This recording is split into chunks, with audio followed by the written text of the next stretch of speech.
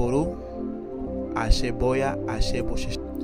Welcome to another wonderful video based on traditional stories of Oromila in his life,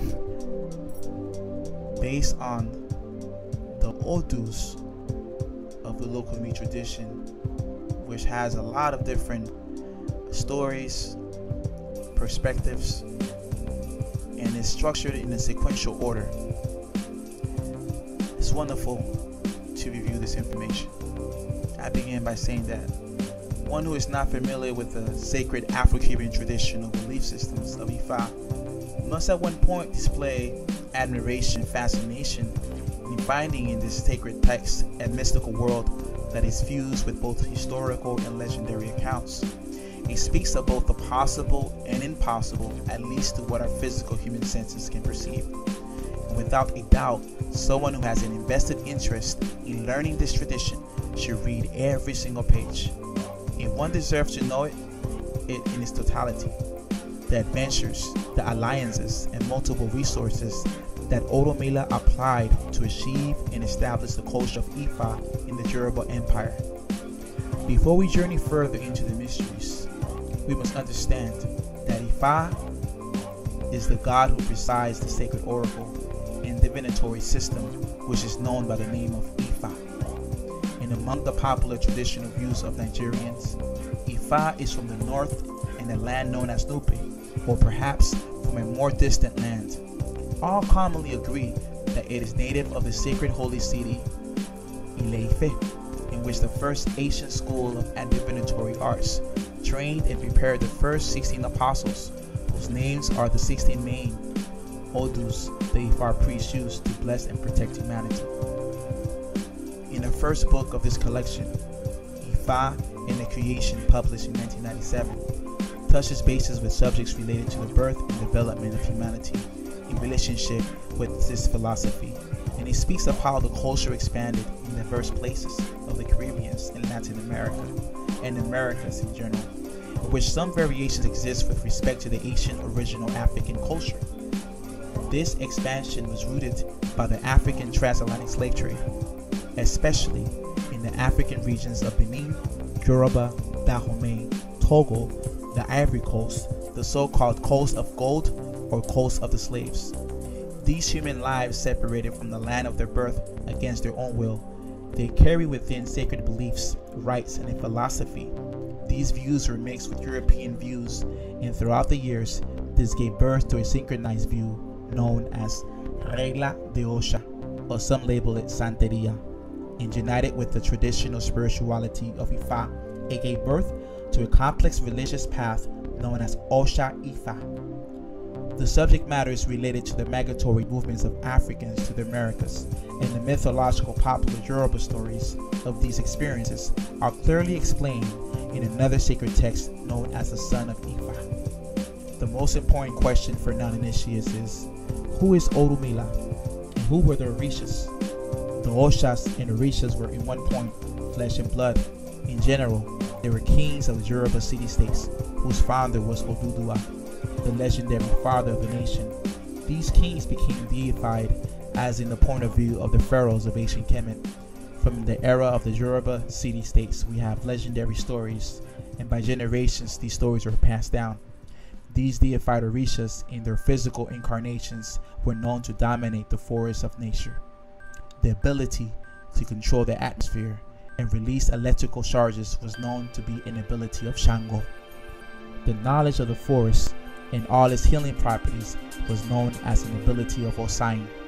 To know the historical accounts, at least from the traditional perspective, is another holy text known as a legend of the Orishas. In regards to Oromila, he was a high priest practitioner of a millennial and ancient spiritual culture.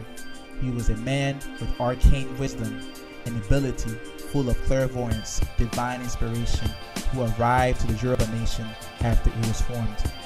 And this is where he developed allegiances with these divine kings and personages, and his spiritual contribution was great to the point that he also became a deified Orisha.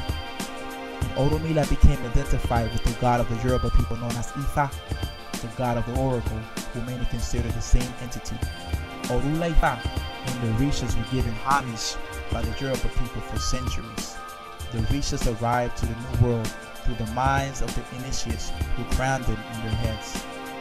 Never in the history of this tradition has there been a chronological written account of how this happened, although this is one of the 4 holy texts Ifa and creation, the legendary life of Oromila, the legendary Orishas, and the son of Ifa, the latter 2 are not yet in print.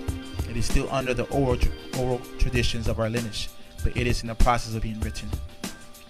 We must bear in mind that the ancestors gave us the wisdom in different eras, and it was scattered, including the oral traditional stories, and for some this can cause confusion in the hour of speaking of these stories, which gives room to the legendary stories embedded with mystical accounts. Orula in Yoruba lands. We say in Spanish, yo saludo el día y contemplo el sol, bendición del espacio, nosotros escuchamos la voz de aquel que habla girando. Ati kuoyo ati woro girelote o kuo junti oviji. I greet the day, I contemplate the sun.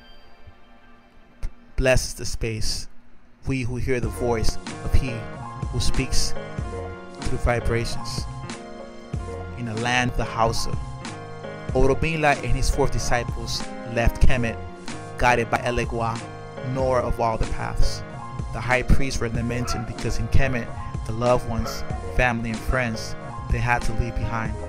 As they advanced, they were in the lower regions of the White Nile and desert regions of Sudan, and as they advanced, they went to climates and regions different from the home Kemet. In Kemet, vegetation was fruitful and abundant. They moved away from the caravan of camels that followed a specific route in the desert. They said goodbye to Akinyu, the deity that presides over the deserted regions, as they moved for the natural habitats that they were exposed to was diverse. And in being diverse, they saw different kinds of birds and 4-legged animals. Oromila never stopped studying, as it is his custom and discipline, the diverse properties and characteristics of plants that he encountered. He studied them profoundly. He was able to see the radiance of energy that each plant emitted, assisted by Elegua, who also served as a translator among the nomads and pastors of cattle that he found along the way. Afterwards, they reached the plains of the Hausa people in Niger River and to Dara, the principal city of Hausa. A wall was established as a defense against neighboring countries and invading nomads. This wall had several doors to enter, and commerce was made. The barter system in Kori shows was used to exchange goods for services in different trades and specialties, blacksmiths, carpenters, etc. The people had Ethiopic features, and the women breasts were bare. The natives looked at Oromila and his disciples with distrust, and the soldiers surrounded them and interrogated their motives behind their visit. And Oromila requested to speak directly to the king, and they were treated well. And the interrogation of the king and his loss of his children in war with no one to replace him would automatically leave the empire that his mother worked hard for in the hands of someone outside the family tree. Oromila, using the debris from the rock of Memphis, Egypt, divined on the ground, and revealed that his grandson, product of his favorite son, and woman who was of low class financially, was made before the son's death, and that she will come with a family who sells palm oil. The king did not believe him until it came to pass exactly how Oromila had said, and the following things occurred that gave evidence that the prophecy came to pass. The following morning, Oromila and the disciples left the gated city-state towards southeast in a quest to find the Niger River. The Niger River will serve as a guideline or passageway to the final destination. This was according to the sacred odus of Ifa of our lineage and traditions of the Lukumi culture. This is part 1. We will continue with part 2 at a later time. Ashe, Boru, Ashe, Boye, Ashe, blessings.